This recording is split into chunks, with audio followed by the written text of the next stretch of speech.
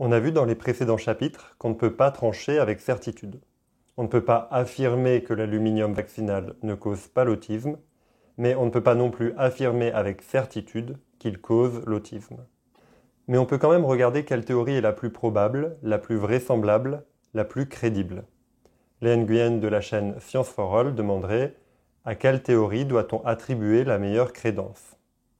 Essayons de voir quelle théorie colle le mieux aux données scientifiques actuelles sur l'aluminium vaccinal. On a vu chapitre 3 les preuves et les arguments en faveur de l'inexistence de l'effet secondaire trouble du développement neurologique. Puis chapitre 4 les preuves et les arguments en faveur de l'existence de cet effet.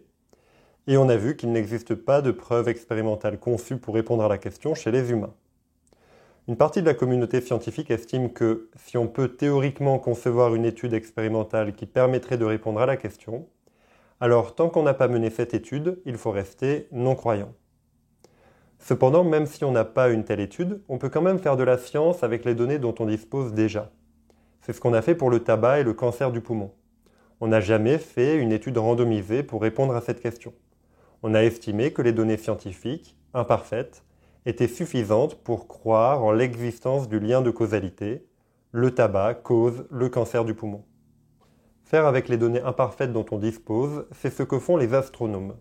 Ils ne peuvent qu'observer les étoiles et les planètes, ils ne peuvent pas créer un laboratoire assez grand pour contenir une galaxie et faire des expériences dessus. Ils ne peuvent pas shooter dans une étoile pour voir ce que ça donne. Ce qu'ils font, c'est qu'ils comparent les théories entre elles en regardant si les observations à grande échelle et les résultats des expériences qu'ils peuvent mener collent mieux à une théorie ou une autre.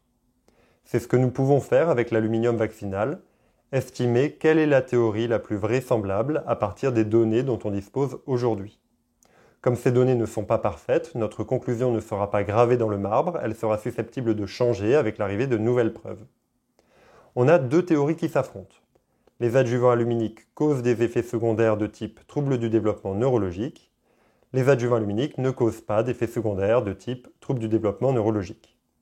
Pour savoir quelle théorie colle le mieux à la réalité, on va utiliser la surprise. Reprenons l'exemple du chien de ma voisine qu'on a vu chapitre 2. Vous vous souvenez, on se demandait si dans la réalité elle a un chien ou pas. On avait vu qu'on avait de nombreux arguments en faveur de l'inexistence de son chien.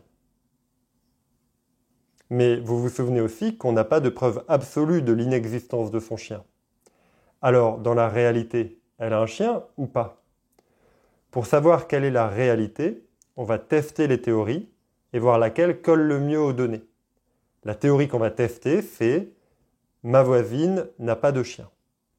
Deux possibilités, soit cette théorie correspond à la réalité, soit pas.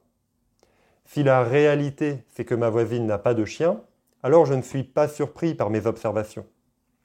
J'avais constaté que je n'avais jamais vu de chien dans son jardin, je ne l'avais jamais vu promener de chien, elle ne m'avait jamais parlé de chien, il n'y avait aucun signe de chien chez elle. Par contre, si en réalité ma voisine a un chien, alors je suis très surpris par mes observations. Si dans la réalité elle a un chien, alors j'aurais dû le détecter. Je suis très surpris d'avoir échoué à le détecter à de nombreuses reprises. Elle l'avait bien caché, son chien. C'est ce niveau de surprise qui va nous permettre de parier sur la réalité. Avec les arguments dont je dispose, je ne peux pas trancher avec certitude absolue pour dire que ma voisine a un chien ou pas. Par contre, si je dois parier, alors le plus rationnel, c'est de parier que ma voisine n'a pas de chien.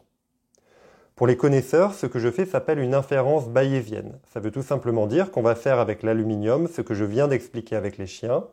On va voir avec quelle théorie on serait le moins surpris par nos observations. Et grâce à ça, on va pouvoir parier quelle théorie correspond à la réalité. Bon, si vous avez suivi les vidéos depuis le début, vous avez certainement déjà deviné la théorie la plus crédible.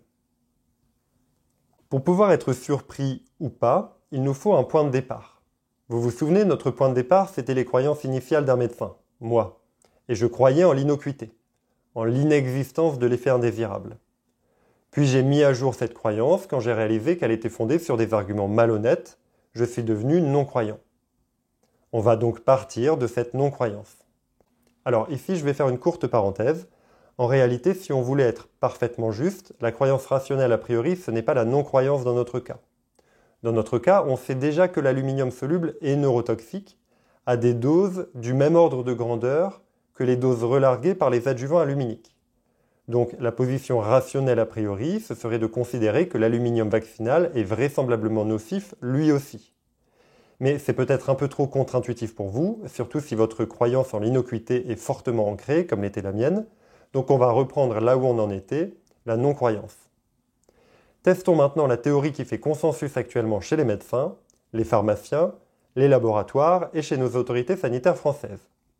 D'après cette théorie, les adjuvants aluminiques seraient solubles dans le corps, leur élimination prouvée, les doses seraient négligeables, ils ne causeraient pas d'effets secondaires de type trouble du développement neurologique. Si cette théorie est la bonne, et que le monde réel est vraiment comme ça, alors je suis surpris d'observer une migration cérébrale lente de l'aluminium vaccinal. Je suis surpris d'observer une persistance à long terme chez les animaux et chez les humains. Si le monde réel c'est que les adjuvants aluminiques sont inoffensifs, alors je suis surpris que des doses considérables d'une substance connue pour être neurotoxique puissent être injectées sans conséquences néfastes. Je suis surpris de trouver plus d'aluminium dans le cerveau des autistes.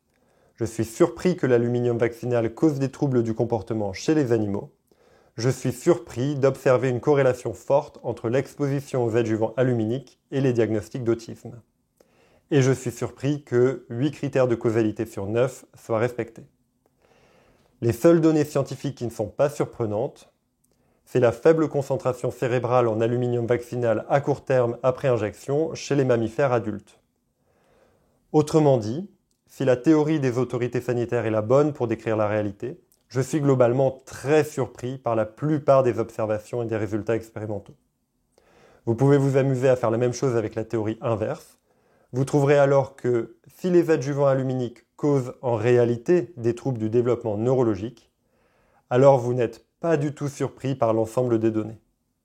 En effet, les seules données surprenantes seraient la faible concentration cérébrale chez les mammifères adultes à court terme après injection, mais comme je vous l'ai dit, des études récentes montrent qu'une inflammation périphérique peut causer une inflammation cérébrale. Autrement dit, les adjuvants aluminiques n'ont pas besoin de migrer jusqu'au cerveau pour y causer une inflammation.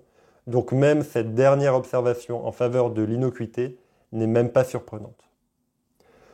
Conclusion, même si on ne dispose pas de preuves expérimentales conçues pour trancher définitivement entre les deux théories, on peut quand même parier que la théorie existence d'effets secondaires de type trouble du développement neurologique est la plus vraisemblable des deux.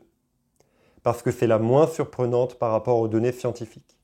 C'est cette théorie qui colle le mieux à l'ensemble des données.